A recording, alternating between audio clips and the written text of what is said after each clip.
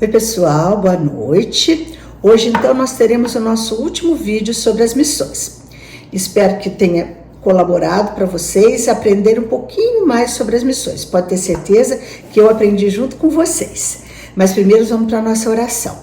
Vinde Espírito Santo, enchei os corações dos vossos fiéis e acendei neles o fogo do vosso amor. Enviai o vosso Espírito e tudo será criado e renovareis a face da terra. Oremos. Deus, que instruístes os corações dos vossos fiéis com a luz do Espírito Santo, fazei que apreciemos retamente todas as coisas, segundo o mesmo Espírito, e gozemos sempre da sua consolação. Por Cristo Senhor nosso. Amém. Nós estaremos reunidos em nome do Pai, do Filho e do Espírito Santo. Amém. Pois é, pessoal, no nosso último vídeo, nós vamos voltar àquele tema de como se fazer uma missão de forma eficaz. Lembra que no primeiro vídeo nós falamos bastante do que é a missão, da importância de ser um missionário, da nossa importância de sermos missionários, né? No segundo vídeo nós falamos um pouquinho sobre as histórias das missões, no terceiro vídeo falamos sobre as missões aqui na nossa arquidiocese, e hoje nós vamos terminar falando as formas, o último item das formas de oração. Porque primeiro a gente conversou, que primeiro a gente se faz as missões com os pés daqueles que vão. Depois nós falamos sobre as missões daqueles que também de alguma forma ajudam essas missões. E como a gente pode ajudar essas missões? Nós podemos ajudar essas missões principalmente joelhos dobrados daqueles que oram e as mãos dadivosas daqueles que fazem algumas coisas pelas missões.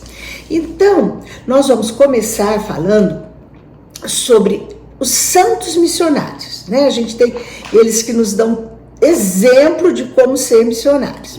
E o Papa Pio XI proclamou São Francisco Xavier e Santa Teresinha do Menino Jesus, os dois são os padroeiros universal das missões. Como que eles são padroeiros universais das missões se eles são tão diferentes, né, gente? Pensando assim, primeira coisa, São Francisco Xavier é do século XVI e Santa Teresinha do Menino Jesus, a nossa querida Santa Teresinha, é do século XX. Ele foi um missionário daquele que vai com os pés, que vai no local. E ela é o exemplo da missionária que dobrou os joelhos e rezou pelas missões. Então, primeiro eu quero falar um pouquinho de São Francisco Xavier. Ele nasceu em abril do ano de 1506, na Península Ibérica e Navarra, então na Espanha, né? E com 14 anos ele foi estudar no Colégio de Santa Bárbara, na cidade de Paris. E ali ele pôde se preparar para ingressar na universidade, onde cursou os cursos preliminares de literatura, humanidade, filosofia. Aprendeu a falar francês, italiano, alemão e se tornou professor de filosofia. Aí, o que acontece? A providência divina, né? Não é a coincidência, é a providência. No lugar onde ele estudou, ele tinha o alojamento dos estudantes. E quem morava nesse alojamento? Encontro providencial. Ele dividiu o quarto com um francês chamado Lefebvre e um espanhol chamado Inácio de Loyola. Esse tão querido Santo Inácio, futuro santo e fundador da Ordem dos Jesuítas. Então, juntos eles criaram um grupo com o nome de Societas Jesus, Sociedade de Jesus. Depois juntaram-se a ele mais 4 jovens e fundaram a obra da Companhia de Jesus, conhecida também como os Jesuítas, uma das maiores ordens religiosas do mundo, e foram os jesuítas que vieram para o Brasil, como nós já vimos. Então, por volta de 1543, ele partiu para sua primeira ação missionária. Ele dirigiu-se para um lugar chamado Costa de Pescaria, que ficava no litoral sul da Índia. Como indicado pelo nome, naquela localidade, alguns moradores viviam da pesca.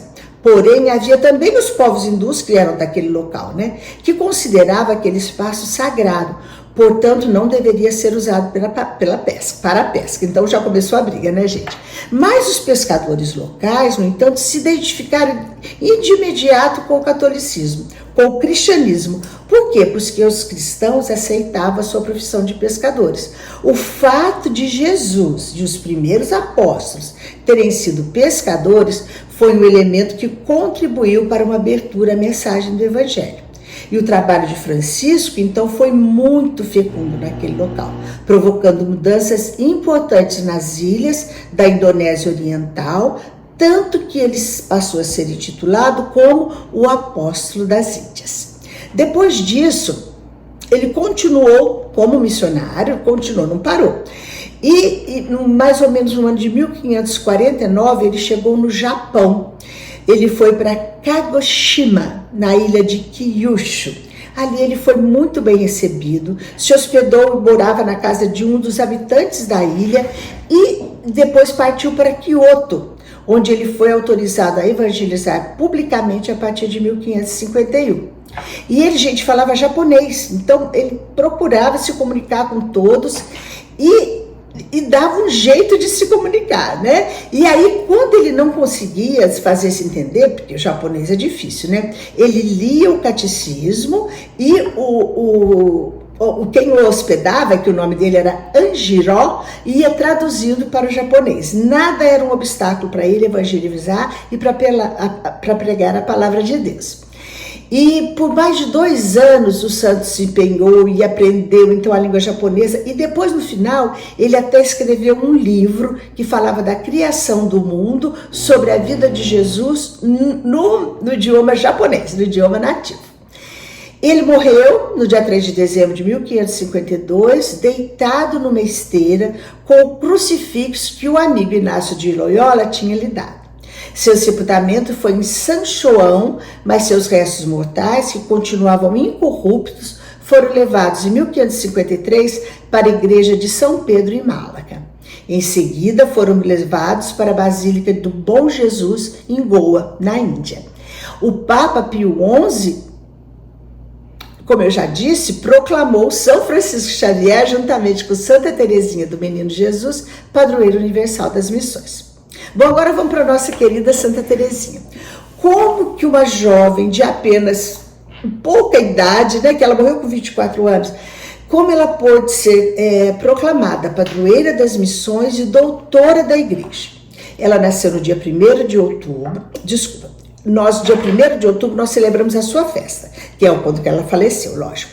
E ela nasceu no dia 2 de janeiro de 1873 em Alecon, na França. Ela era filha de Louis Martin e Zélia Guerin, que também se tornaram santos, né? Ela entrou com 15 anos na vida religiosa contemplativa. E ela faleceu apenas com 24 anos de idade, em 30 de setembro de 1897, em Lisieux, na França. Ela desejava ser missionária, gente, não apenas durante alguns anos, mas ela queria tê-lo sido desde o princípio do mundo e continuar até a consumação dos séculos, anotou ela em sua biografia, publicada em 1898, com o título História de uma Alma. Mas como ser missionária dentro de um convento, né, gente? Em oração e orando a Deus pelos missionários. Então ela foi proclamada padroeira das missões devido a seu intenso desejo de amar a Deus e, através do amor, levar as pessoas até Ele. Santa Teresinha recebeu o título de padroeira das missões ao ser canonizada em 1927 pelo Papa Pio XI. Mas não somente por esse motivo. Também foi proclamada doutora da Igreja em 1997 pela riqueza espiritual de sua autobiografia e de seus escritos pelo Papa João Paulo II, nosso santinho querido. E ela, além de rezar muito pelas missões, ela ajudava os missionários. Empenhou-se por sustentar o trabalho apostólico de 2 missionários que desempenhavam suas funções pastorais na China e o outro na África. Rezava incansavelmente para que Deus providenciasse tudo o que eles necessitavam para cumprir sua missão de evangelização. Trocava correspondência com eles e numa dessas cartas, escrito por ela, lemos: trabalhemos juntos na salvação das almas, não temos senão um único dia da nossa vida para salvá-las e assim dar ao Senhor as provas do nosso amor. Que para nós, assim como foi para Santa Teresinha, ser missionários dependa somente do amor e que busquemos o seu exemplo, contemplar no outro a pessoa de Jesus. Ela buscou a santidade com todas as suas forças e dizia: o que em minha alma agrada a bom Deus é ver o amor que tenho à minha pequenez e à minha pobreza. É a minha esperança cega em sua misericórdia. E admitindo sua fraqueza, pedia a Jesus que a carregasse em seus braços em direção ao cume da perfeição. Então, gente, 2 exemplos maravilhosos, né? E agora, por último, nós vamos falar das missão com as mãos dadivosas. Como que a gente pode ajudar as missões? Também com dinheiro, com certeza. Então, você pode se envolver ativamente. Pesquise, procure informações nas igrejas, nas escolas, agências de missões e seja um intercessor. Cubra um missionário e sua família com orações e jejuns. Você pode fazer missão contribuindo financeiramente. Não sei se vocês se lembram, mas uma vez por ano a gente tem a coleta que é para as missões. No nosso caso, sempre acontece no penúltimo domingo de outubro. As coletas de todas as missas são destinadas para as missões. Então, sejamos generosos, tá? Lembrando que um pouquinho para cada um, talvez não faça falta para a gente e possa ajudar muita gente a levar Jesus para as outras pessoas, já que a gente não pode ir tão longe.